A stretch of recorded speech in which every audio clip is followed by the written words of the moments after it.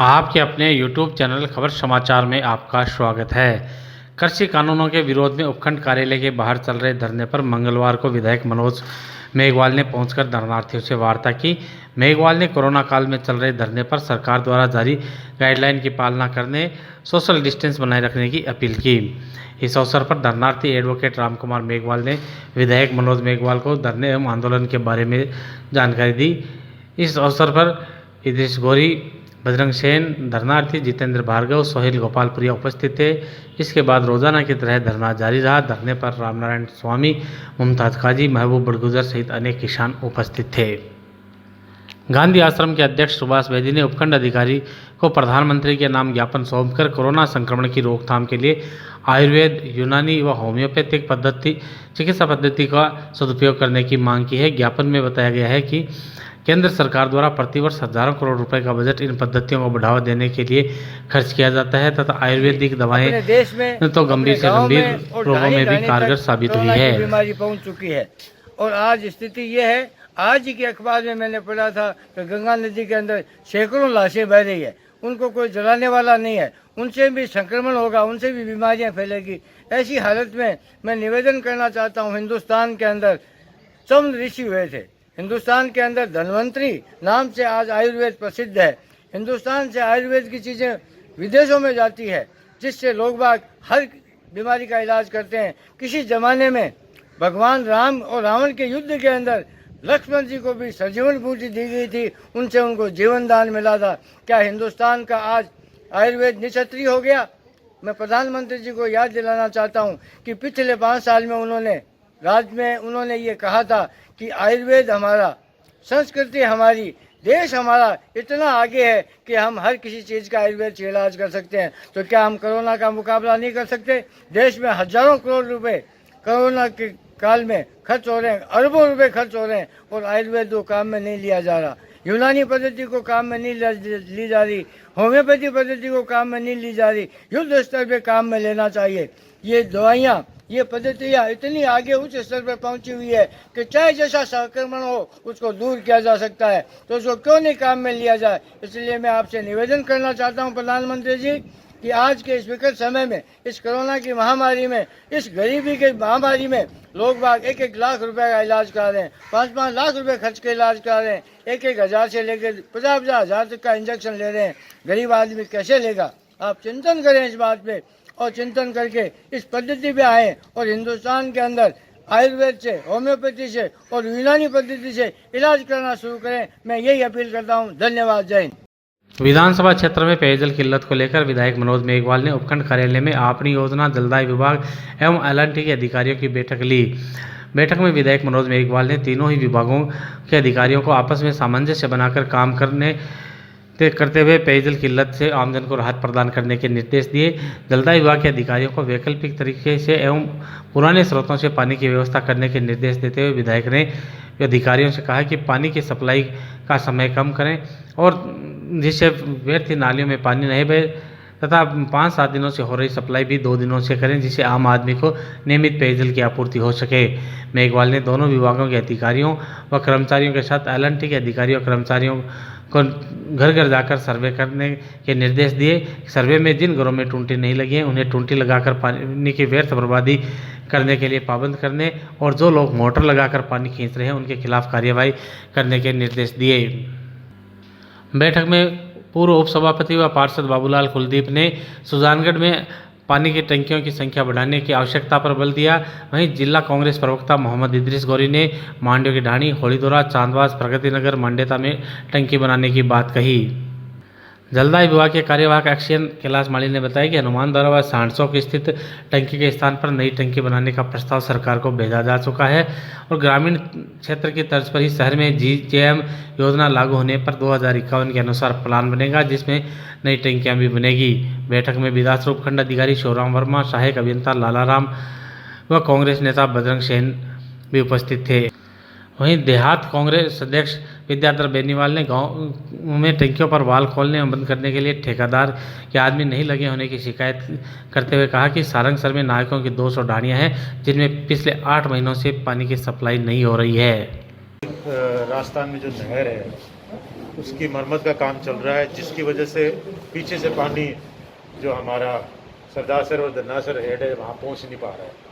और ये नहरबंदी अभी इस महीने पूरी रहने वाली है मरम्मत के लिए, इसलिए थोड़ी सी जो स्टोर वाटर है उसी से सप्लाई दी जा रही है, उसमें 50% सप्लाई दे रहे हैं, जिसके वजह से पानी की थोड़ी सी किल्लत है।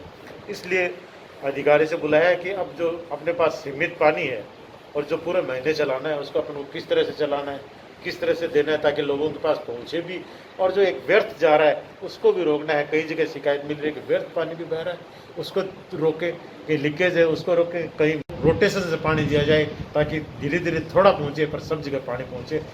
और दूसरा मैंने कहा है कि जो पुराने लोकल सोर्सेज थे अपने, जो 2-3 साल पहले जिससे अपने पानी आया जाता था, चाहे मंगलोना से हो, चाहे लाडनू से हो या बिदासर में अपने पास जो थे, उनको पूरा तरह से शुरू कर दे। पानी तो जो है उसमें थोड़ा खारा भी है, पर अपने को उसको भी काम में लेना पड़ेगा, पूर्ति करनी पड़ी, जो कमी है उससे भी उसकी पूर्ति करनी पड़ी है ताकि जो थोड़ा स्टोरेज पानी है उससे आए और थोड़ा जो लोकल सोर्सेज है मिला के पूर्ति की जाए। गर्मी का टाइम है, थोड़ी सी बढ़ भी गई है पानी की जो है खपत है, गर्मी के कारण भी थोड़ी बढ़ गई है, इसलिए भी थोड़ी सी दिक्कत हो रही है। इसलिए अधिकारियों को निर्देश दिए हैं कि अपने को पूरा मॉनिटर करना है और ज़्यादा से ज़्यादा कैसे अपन इसको कंट्रोल कर सकें।